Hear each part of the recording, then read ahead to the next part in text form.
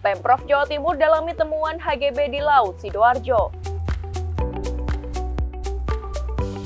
Dampak banjir gerobokan kereta menuju Surabaya terlambat. Ruang kelas rusak, siswa belajar di parkiran.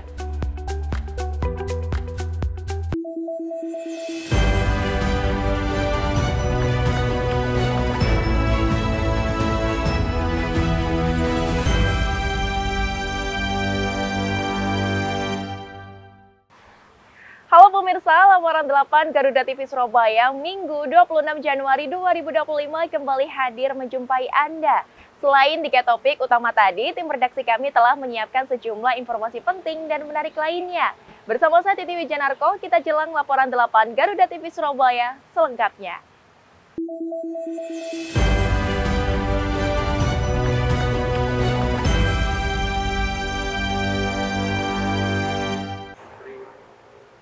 Kita awali informasi yang pertama dari Sidoarjo, Jawa Timur.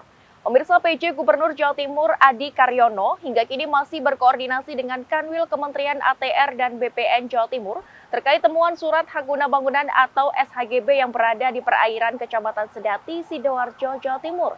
Jika ditemukan pelanggaran, Adi Karyono juga meminta pihak berwenang untuk menindak tegas sesuai dengan peraturan dan perundangan yang berlaku. Temuan SHGB di atas perairan laut wilayah Sidoarjo sempat diungkap oleh seorang dosen Fakultas Ekonomi dan Bisnis Universitas Airlangga Surabaya, Tantowi Syamsuddin. Dalam temuannya, terdapat 3 SHGB atas 656 hektar lahan yang berada di perairan Surabaya berdasarkan aplikasi Bumi ATR BPN. Terkait hal ini, PJ Gubernur Jawa Timur Adi Karyono mengaku sudah berkoordinasi dengan Kanwil Kementerian ATR BPN Jawa Timur. Adi Karyono membenarkan terdapat HGB tersebut dan diterbitkan tahun 1996 dan telah menerjunkan tim untuk menelusuri penerbitan HGB tersebut. Adi Karyono juga memastikan bahwa Pemprov Jawa Timur tidak akan pernah memberikan rekomendasi dalam proses penerbitan HGB lahan perairan tersebut, dan juga meminta segera untuk ditindak sesuai dengan peraturan dan perundangan yang berlaku. Tentu kita sedang menurunkan investigasi dari Dinas Kelautan. Ya, tadi juga saya dengan Pak Bupati karena wilayahnya Sedati ada juga di Sidoarjo, tentunya bahwa itu tahun 95 kalau nggak salah. Ya, jadi sebetulnya produk lama gitu. Dan tentu kita tunggu hasil investigasi dari tim kami dan yang sudah berkoordinasi ini. Tapi itu kalau kita lihat bahwa dari provinsi RT RW yang sudah ditetapkan di Pergub nomor 10 tahun 2023, ya memang tidak ada RT RW daratan itu sampai ke koordinat itu. Tapi ditemukan memang ada koordinat sampai ke laut.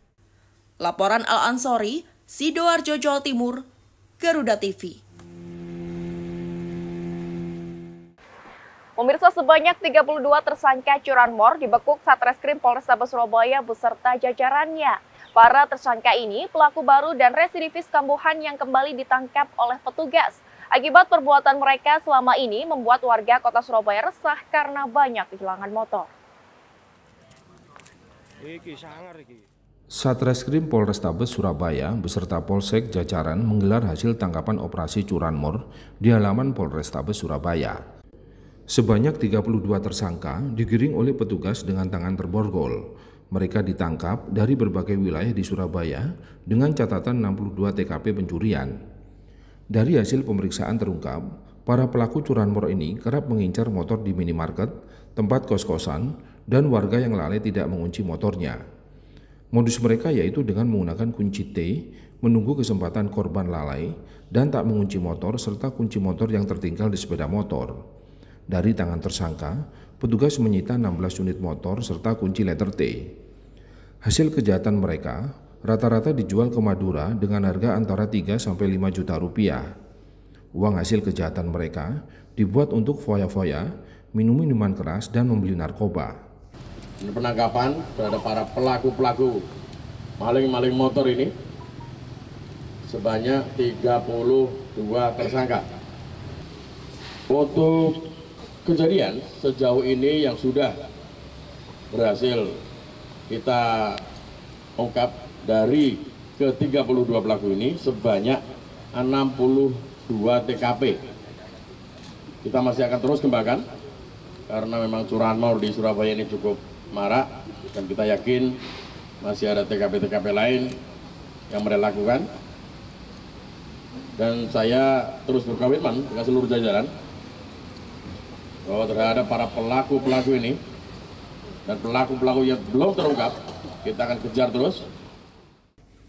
Petugas berjanji untuk menekan angka curanmor di Surabaya telah membentuk tim khusus guna pencegahan dan penindakan khusus curanmor. Selain itu, bagi tersangka residivis yang mendapatkan hukuman akan lebih berat dari sebelumnya. Petugas berharap dengan ditangkapnya para pelaku ini, angka kejadian pencurian motor semakin menurun. Laporan Krisna Fajar. Pemirsa, jalur kereta antara stasiun Gubuk dan stasiun Karangjati, Grobogan, Jawa Tengah masih belum bisa dilalui kereta akibat banjir. Akibatnya sebanyak 10 perjalanan kereta yang berangkat maupun tiba di stasiun Surabaya Pasar Turi mengalami keterlambatan hingga hampir 2 jam. Sementara sebanyak 497 penumpang memilih membatalkan perjalanan imbas pengalihan kereta. Jalur kereta antara stasiun Gubuk dan stasiun Karangjati, Grobogan, Jawa Tengah tergenang banjir. Akibatnya, jalur tidak bisa dilalui perjalanan kereta dan dialihkan ke jalur selatan maupun tengah. Dampak pengalihan perjalanan kereta ini, jarak tempuh lebih jauh dan waktu lebih lama. Sedikitnya, 10 perjalanan kereta yang mengalami keterlambatan, baik kereta yang berangkat maupun yang tiba di stasiun Surabaya Pasar Turi. Kereta yang mengalami keterlambatan tiba maupun berangkat ini diantaranya kereta Kertajaya, kereta Jayabaya, kereta Sembrani, kereta Pandalungan, dan kereta Argo Bromo Anggrek. Rata-rata keterlambatan kereta mulai 90 menit hingga 107 menit dari jadwal semestinya. PT KAI Daob 8 Surabaya memohon maaf pada masyarakat atas ketidaknyamanan tersebut dan PT KAI memberikan service recovery kepada para penumpang yang terdampak dan mengalami keselamatan tinggi atas kedatangan kereta api tersebut di wilayah Daob 8 Surabaya. PT KAI juga memberikan opsi pembatalan tiket dengan biaya kembali 100% kepada masyarakat yang telah memesan tiket kereta api dan tidak berkenan untuk melakukan perjalanan dikarenakan ada perubahan pola operasi tersebut.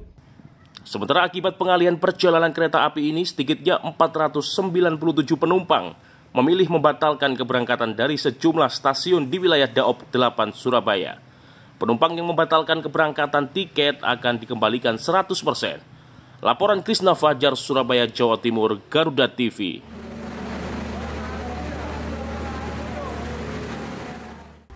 Dipicu cemburu buta, pria di Surabaya tega menghabisi pacarnya di Hotel Bintang 5. Informasi selengkapnya akan hadir usai jeda.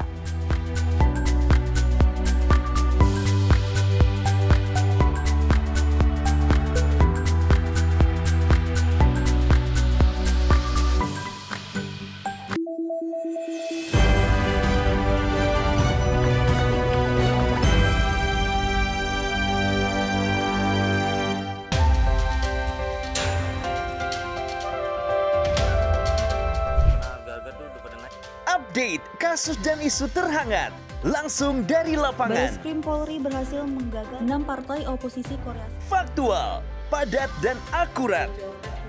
Ikuti setiap perkembangan di laporan 8 petang setiap hari pukul 6 sore. Live di Garuda TV.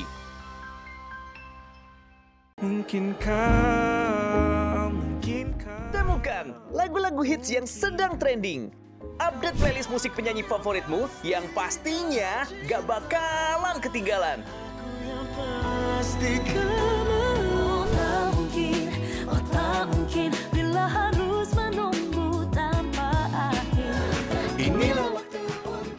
Musik trending Senin sampai dengan Jumat. Hanya di Garuda TV.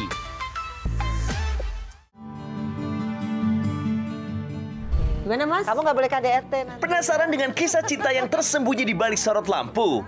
Cari tahu perjalanan spiritual yang akan mengubah pandangan tentang cinta kita. Amin. Bersama Tias Mirasih dan konsultan spiritual cinta yang akan mengungkap rahasia cinta para bintang ternama di Kita dan Cinta. Setiap hari pukul 1 siang hanya di Garuda TV.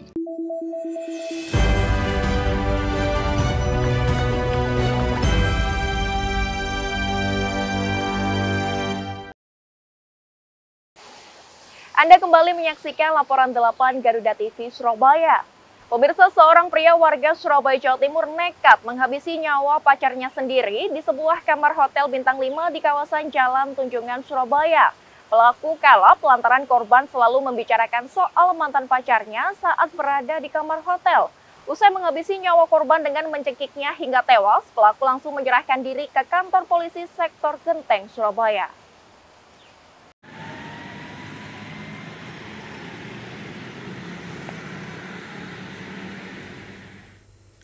Peristiwa pembunuhan terjadi pada Kamis dini hari 16 Desember 2025.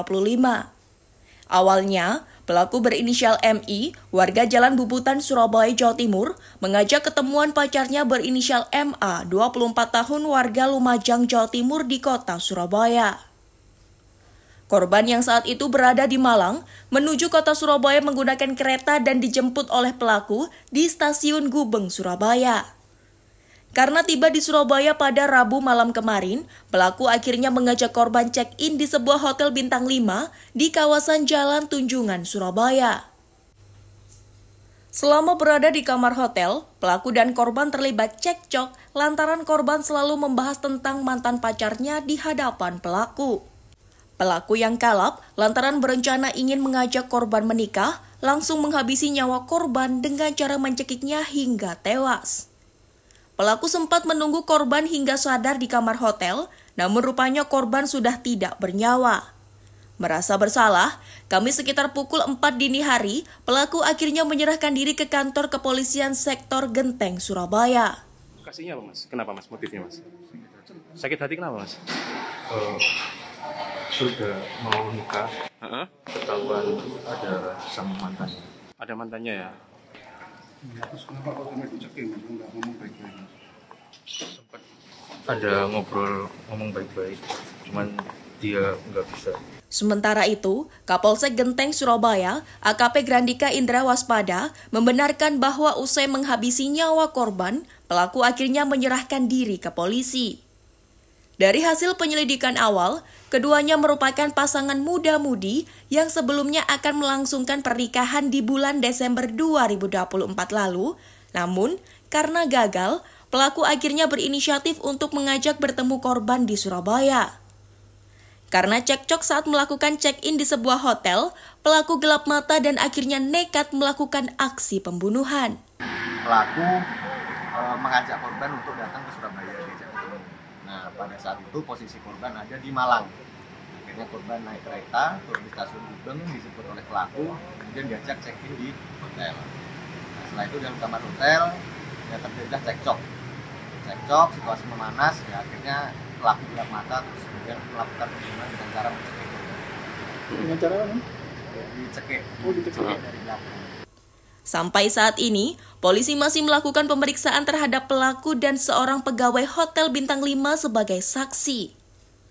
Sementara untuk mempertanggungjawabkan perbuatannya, pelaku MI dijerat dengan pasal 338 tentang pembunuhan dengan ancaman hukuman 15 tahun kurungan penjara. Laporan Krisna Fajar, Surabaya, Jawa Timur, Garuda TV. Pemirsa, sejumlah siswa Sekolah Dasar Negeri Pangongsian 1 di wilayah Sampang, Madura, Jawa Timur belajar mengajar di tempat parkir motor. Hal ini lantaran ruang kelas siswa mengalami kerusakan yang cukup parah, bahkan ruang kelas yang lain tak layak pakai. Beginilah kondisi siswa Sekolah Dasar Negeri Pangongsian 1 di wilayah Torjun, Kabupaten Sampang, Madura, Jawa Timur yang diketahui melaksanakan belajar mengajar di sebuah tempat parkir motor. Hal ini lantaran gedung untuk ruang belajar siswa 2 SDN mengalami kerusakan cukup serius. Guna siswa tetap melaksanakan aktivitas belajar mengajar, pihak guru terpaksa memindahkan anak didiknya ke tempat parkir sepeda motor. Siva, seorang siswa SD Pangongsean 1, mengaku melaksanakan kegiatan belajar mengajar di tempat parkiran motor karena ruang kelas 1 yang sebelumnya digunakan untuk belajar mengajar, kondisinya sudah rusak dan nyaris roboh. Nah, kenapa di sini katanya? Kelasnya hampir mau roboh. Kelasnya hampir mau roboh. Sudah lama? Iya. Inginnya seperti apa? Inginnya diperbaiki. Diperbaiki ya? Iya. Ya bisa belajar lebih enak ya. Ini sudah mau ujian kan? Ini tempat apa yang di tempat ini? Tempat parkir. Oh, tempat parkir ya. Enak enggak di tempat belajar di sini? Ini tempat yang baru. Tak hanya satu ruangan kelas saja yang rusak, ruang kelas yang lain juga mengalami kerusakan yang tak layak dipakai untuk kegiatan belajar mengajar. Namun yang terparah, terdapat 4 ruangan kelas. Pihak sekolah telah melaporkan kepada Dinas Pendidikan setempat, termasuk mengajukan perbaikan pada 2 tahun yang lalu. Bahkan, dikabarkan gedung sekolah diprioritaskan untuk segera dibangun atau diperbaiki, namun hingga saat ini belum terlaksana. Ini sudah tidak bisa memungkinkan sehingga anak tadi tidak tahu bapak-bapak ada saya ditempatkan di parkir. Ya. Udah itu. Berapa ruang kelas yang nggak bisa dipakai? Satu sebenarnya ini dipaksa Mas ya. Yeah. 3, sana 3, sebenarnya rusak semua sebenarnya itu. Yang paling parah? Yang paling parah ini. Berapa kelas? 2 ini yang kemudian 1, 2, 4 yang paling parah. Iya. 4. Dan 4 kelas nggak bisa ditempati ya? Nggak bisa. Kalau yang lain kondisinya? Masih bisa ditempati, kaji. Oh, kalau misalnya hujan gitu? Saya pulangkan. Terpaksa dipulangkan? Iya, terpaksa dipulangkan. Kenapa, Pak? Ya, untuk demi keselamatan anak. Pihak sekolah mengaku bila terdapat tanda-tanda akan turun hujan, para siswa terpaksa dipulangkan lebih awal. Selain gedung sekolah bocor, pihak guru juga khawatir anak didiknya terkena runtuhan bangunan gedung sekolah. Dari Sampang, Jawa Timur, Diwan Muhammad Zahri melaporkan.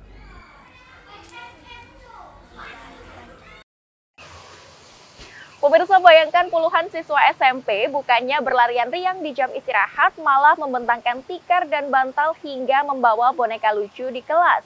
Itulah pemandangan unik yang terjadi setiap hari Rabu di SMP Negeri 39 Surabaya, Jawa Timur. Program relaksasi yang digagas oleh pihak sekolah ini memberikan waktu istirahat bagi siswa untuk meremajakan pikiran mereka setelah proses pembelajaran.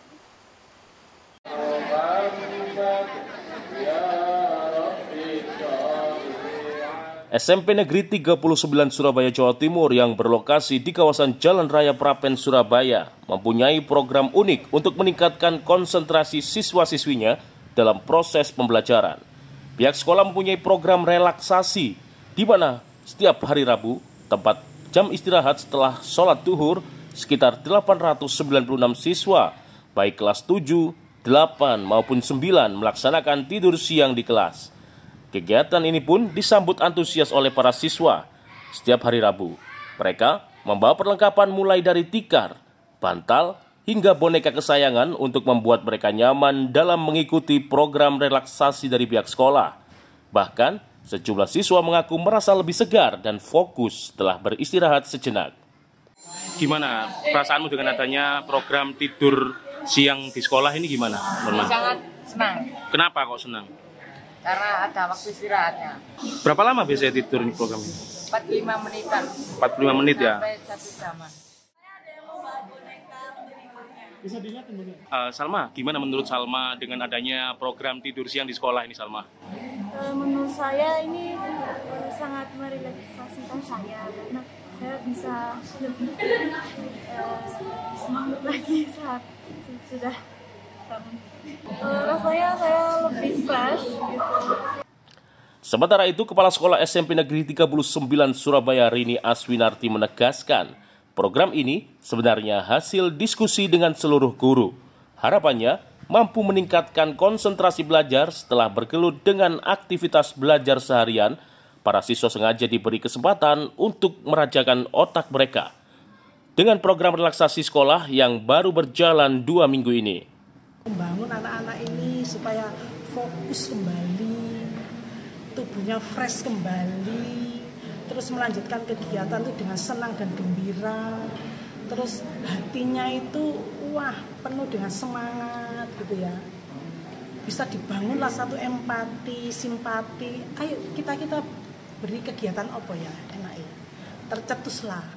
Rencananya program tidur siang di SMPN 39 Surabaya ini akan terus berlanjut setiap hari Rabu. Pihak sekolah berharap inisiatif ini dapat terus memberikan dampak positif bagi konsentrasi dan prestasi belajar para siswa. Laporan Direktorat Reserse Siber Ditresiber Polda Jawa Timur menggelar lomba film pendek bertema bahaya judi online yang diikuti pelajar hingga anggota Polri. Festival film ini sebagai upaya kampanye bahaya judi online yang berdampak buruk pada perekonomian, sosial, dan psikologi masyarakat.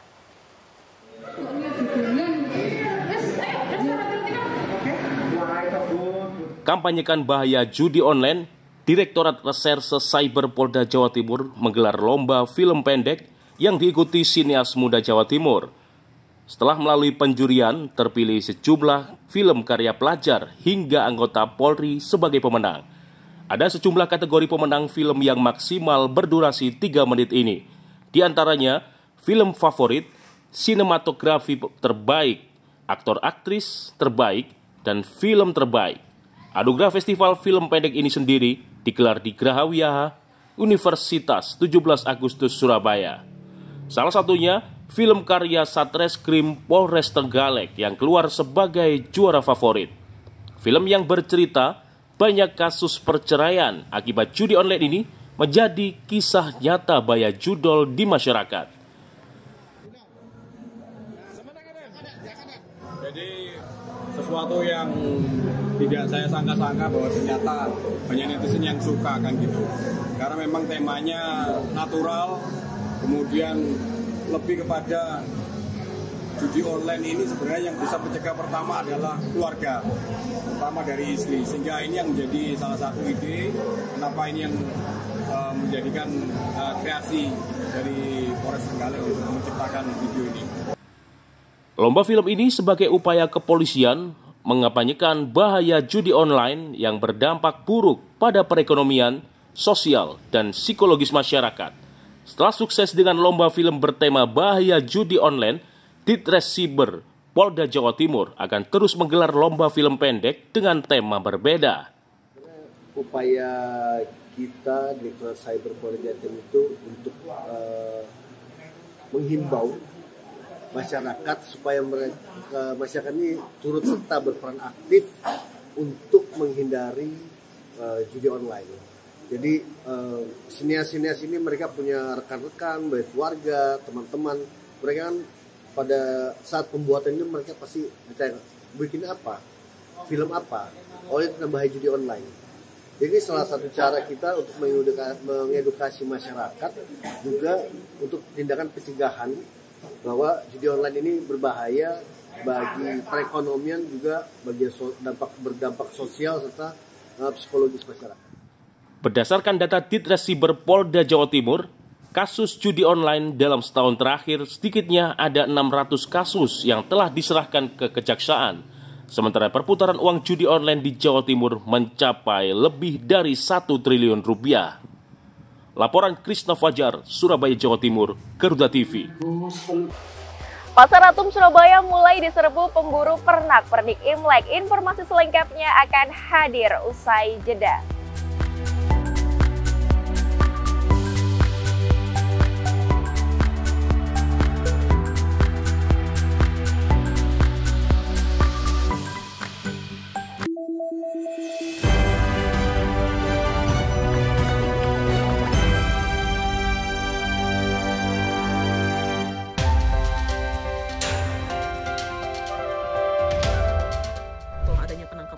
Berbagai peristiwa penting terjadi sepanjang hari. Berita faktual dan mendalam yang menjadi sorotan. Kami rangkum untuk menutup aktivitas Anda. Pokok dan penting itu sebagian. Saksikan Laporan 8 Malam setiap hari pukul 10 malam. Hanya di Garuda TV.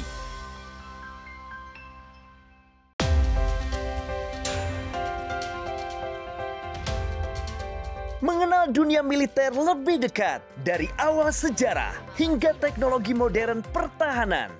Bisa dan operasi baru menggunakan peralatan anti-submarine warfare atau ASW, radio dan radar. Di medan pertahanan negeri, dalam informasi dunia militer. In Militer, setiap hari, hanya di Garuda TV. Update seputar lagu dan penyanyi hits dangdut Indonesia. Info menarik di balik album terbaik penyanyi hits dangdut. Cinta, panjatkan doa pada yang kuasa. Bayar hutang hari ini, janji bayar. Bahwa aku mencintaimu. Dangdut Gemoy, hanya di Garuda TV.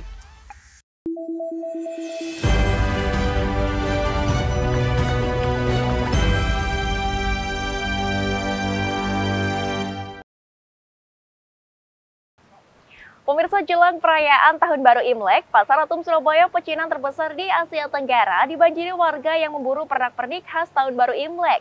Pembatalan kenaikan pajak 12% membuat harga ornamen dan lampion hingga petasan jauh lebih terjangkau, sehingga perayaan Imlek tahun ini diprediksi lebih meriah.